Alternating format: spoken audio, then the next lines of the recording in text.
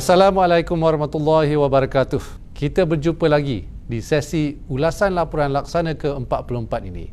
Seperti biasa, saya harap semua di luar sana mematuhi SOP bagi mengurangkan risiko jangkitan COVID-19.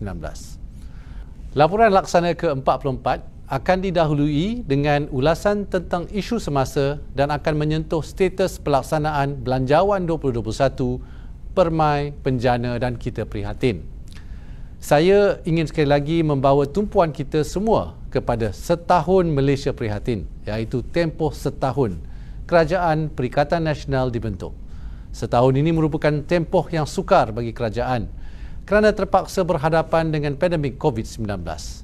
Namun, ini tidak pernah menjadi penghalang atau pematah semangat dalam memastikan kebajikan dan kesejahteraan rakyat terus terpelihara. Cabaran utama dalam mengurus krisis ini ialah untuk mengimbangi antara keutamaan melindungi nyawa rakyat dan keperluan menjamin kelangsungan hidup. Ke arah itu, kerajaan telah melancarkan 4 pakej rangsangan ekonomi bernilai RM305 bilion dan 1 pakej bantuan dengan nilai RM15 bilion khusus untuk memastikan kesejahteraan rakyat, perniagaan dan ekonomi terjamin. Itu belum lagi mengambil kira pelaksanaan Belanjawan 2021, iaitu belanjawan terbesar dalam sejarah negara dengan jumlah keseluruhan RM322.5 bilion.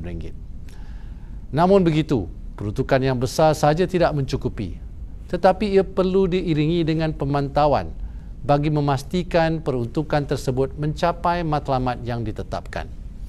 Sehubungan dengan itu, laksana telah ditubuhkan untuk memantau keberkesanan pelaksanaan pakej rangsangan ekonomi dan juga belanjawan.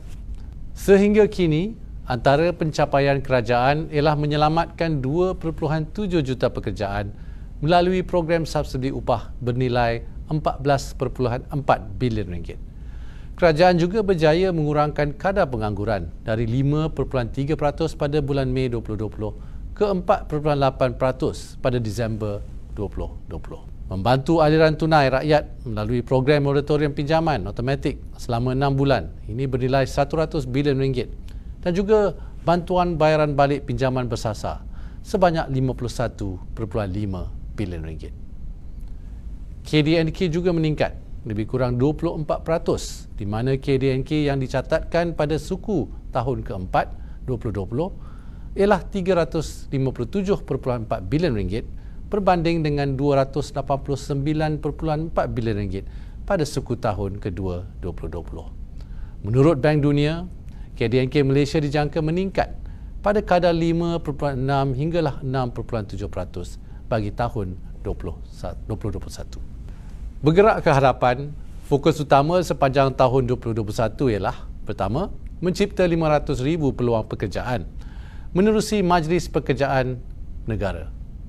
Kedua, mengutamakan bantuan langsung dan tidak langsung bagi meringankan beban yang dihadapi rakyat.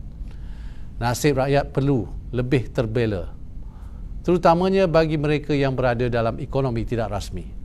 Kajian yang dibuat di kawasan PPR mendapati masih terdapat mereka yang tercicir dari menerima bantuan disebabkan mereka tidak berdaftar dengan mana-mana agensi kerajaan yang terlibat. Ketiga, memacu proses pendigitalan Malaysia bagi mencapai objektif Rangka Tindakan Ekonomi Digital Malaysia dan inisiatif My Digital.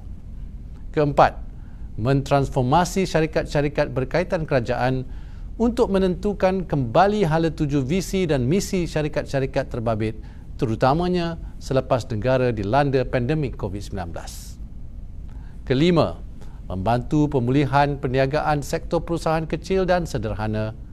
Dan keenam, mempercepatkan projek yang akan mendorong pemulihan dan pembangunan ekonomi Malaysia. Seterusnya, saya ingin mengulas mengenai transformasi digital Malaysia yang memerlukan pembangunan infrastruktur digital 5G. Konsep pembinaan infrastruktur 5G akan menggalakkan persaingan berasaskan perkhidmatan di pasaran, di mana syarikat telekomunikasi kurang terikat untuk melabur dalam infrastruktur 5G dengan modal yang tinggi dan akan lebih menumpukan perhatian pada peningkatan inovasi perkhidmatan dengan kos yang berpatutan. Dengan pengukuhan liputan di seluruh negara, rakyat dan juga perniagaan akan dapat mengakses aplikasi digital generasi akan datang sebagai sebahagian dari norma baharu. Kos yang lebih rendah akan meningkatkan permintaan yang seterusnya akan meningkatkan digitalisasi negara. Semakin banyak negara mula menggunakan 5G termasuk di ASEAN. Kerajaan perlu segera mengambil tindakan bagi mempercepatkan penggunaan 5G supaya kita tidak ketinggalan. Jumlah keperluan pelaburan untuk projek infrastruktur 5G adalah dianggarkan sebanyak 15 bilion ringgit melibatkan kos infrastruktur serta operasi dan penyelenggaraan tahunan dalam tempoh projek selama 10 tahun. Jumlah kos yang lebih tepat akan dapat dikenal pasti selepas proses tender terbuka yang akan dimulakan tidak lama lagi.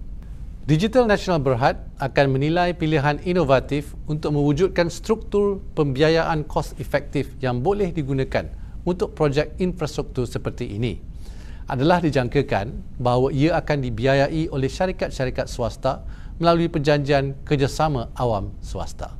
Seterusnya, saya ingin mengulas mengenai satu majlis menandatangani perjanjian jual beli tanah di zon ekonomi sempadan khas Kota Perdana Bukit Kayu Hitam, Kedah yang berlangsung pada 10 hari bulan Mac di antara syarikat Northern Gateway Free Zone Sdn Bhd, syarikat milik penuh Menteri Kewangan diperbadankan, dan Harta Lega NSM Sdn Bhd. Ini adalah bagi pembinaan kompleks kilang pembuatan sarung tangan bersepadu.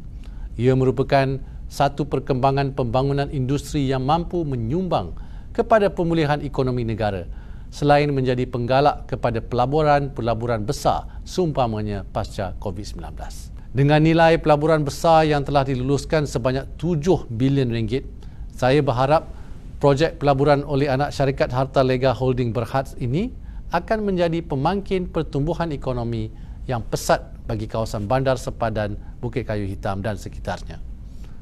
Limpahan kemakmuran daripada pelaburan tersebut juga akan dapat diterjemahkan sebagai satu usaha menjana peluang-peluang pekerjaan dan perniagaan baharu untuk rakyat, terutamanya di negeri Kedah. Selaras dengan fokus utama Kementerian Kewangan untuk mewujudkan 500,000 pekerjaan, pelaburan ini juga akan mencipta 12,000 peluang pekerjaan selain meningkatkan kemahiran sumber manusia dan vendor tempatan. Tuan-tuan dan puan-puan sekalian, memandangkan telah setahun sejak saya memulakan tugas di Kementerian Kewangan dan ini merupakan laporan laksana yang ke-44. Kita telah menukar format laporan untuk ketengahkan dua tema penting kepada pemulihan dan pertumbuhan ekonomi kita bagi tahun ini, iaitu pengekalan dan penjanaan pekerjaan dan juga pemerkasaan PKS. Saya mulakan dengan inisiatif Pelanjana Semula Ekonomi Negara atau Penjana, di mana dari segi program subsidi upah 1.0 sehingga 26 Februari 2021, iaitu tarikh tutup PSC 1.0, seramai 322,177 majikan dan 2.64 juta pekerja telah menerima manfaat PSU di bawah Prihatin dan Penjana. Setakat 26 Februari, permohonan subsidi upah yang telah diluluskan telah pun mencapai nilai 12.769 bilion ringgit. Kenaikan tidak berapa banyak berbanding minggu lepas, tetapi kita perlu juga ingat bahawa banyak sektor ekonomi telah pun dibuka semula. Namun dengan pematuhan SOP yang ketat dan berdisiplin. Sementara itu, di bawah kita Prihatin pula, kita ada program subsidi upah PSU 2.0. Setakat 26 Februari, sejumlah 808.31 juta ringgit telah disalurkan kepada 66,591 majikan untuk terus beroperasi dan mengekalkan penggajian bagi 554,876 pekerja. Perkara ketiga di bawah pengekalan dan penjanaan pekerjaan ialah program insentif pengambilan pekerja dan bantuan latihan. Setakat 26 Februari, seramai 131,568 pekerja telah berjaya mendapatkan pekerjaan melalui program ini, berbanding 130,328 pada minggu lepas. Penambahan 1,240 pekerjaan dalam tempoh seminggu mungkin bunyinya tidak besar, namun sikit-sikit lama-lama jadi bukit, insya-Allah. Antara industri dan sektor utama yang mengambil pekerja termasuk pembuatan serta perdagangan borong dan muncit. Untuk maklumat lanjut, sila layari laman Sesawang Perkeso. Seterusnya, program kemahiran dan peningkatan kemahiran. Setakat 26 Februari, seramai 136,927 peserta telah diluluskan untuk mengambil bahagian dalam program-program yang disediakan. Senarai kursus-kursus yang mendapat permintaan boleh dilihat melalui pautan Kementerian Kewangan. Selain itu, pemohon juga boleh layari laman web agensi-agensi kerajaan seperti yang dimaklumkan di dalam laporan bertulis untuk mendapatkan maklumat mengenai kursus-kursus yang ditawarkan. Bagi mereka yang sedang mencari pekerjaan, terutamanya golongan belia, anda semua dijemput menyertai kursus-kursus ini. Seterusnya ialah pemerkasaan PKS. Di bawah penjana, ada beberapa inisiatif yang telah dilancarkan. Pertama, pembiayaan PKS penjana. Peruntukan kerajaan sebanyak RM2 bilion di bawah program ini mengutamakan PKS yang belum pernah mendapat pinjaman daripada bank sebelum ini. Setakat 26 Februari, sebanyak 6,973 permohonan telah diluluskan dengan jumlah nilai pinjaman sebanyak RM1.315 bilion berbanding RM1.258 bilion pada minggu lepas. Kedua, pembiayaan mikrokredit penjana di bawah BSN. Setakat 26 Februari, sebanyak RM391.9 juta telah disalurkan bagi memanfaatkan 11,708 PKS mikro, termasuk dalam bidang perujukan dan perkhidmatan. Ini merupakan peningkatan sebanyak RM28.5 juta, manakala PKS mikro yang mendapat manfaat telah meningkat sebanyak 934. Ketiga, Bumiputra Relief Financing berjumlah RM200 juta oleh Perbadanan Usahawan Nasional Berhad (PUNB). Bantuan dana khas ini adalah khas untuk PKS Bumiputra yang terkesan oleh COVID-19 dengan pembiayaan antara RM100,000 dan RM1 juta bagi PKS terlibat. Setakat 26 Februari, dana ini telah disalurkan kepada 641 PKS melibatkan jumlah RM182.8 juta. Untuk maklumat lanjut, sila layari laman Sesawang PUNB. Sekian saja laporan saya buat kali ini. Sebagai penutup, sekali lagi saya mengingatkan semua agar terus mengikuti SOP dalam menjalani aktiviti ekonomi dan kehidupan harian. Pemulihan ekonomi sebahagiannya disandarkan kepada kemampuan kita untuk memutuskan rantaian penularan wabak COVID-19. Dalam pada itu, kerajaan tidak akan berhenti memberi sokongan terhadap kapasiti kesihatan awam dan menjamin kelangsungan perniagaan serta melindungi punca rezeki rakyat melalui bantuan yang akan diteruskan.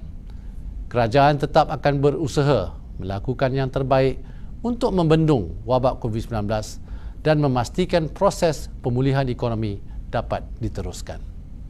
Sehubungan itu, saya ingin menyarankan kepada semua rakyat Malaysia agar mendaftarkan diri masing-masing untuk vaksinasi melalui aplikasi MySejahtera.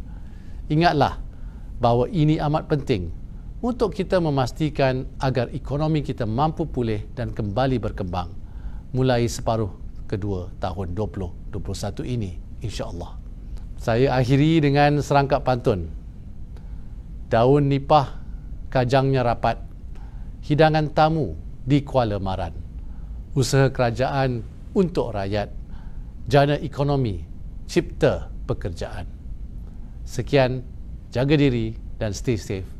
Terima kasih.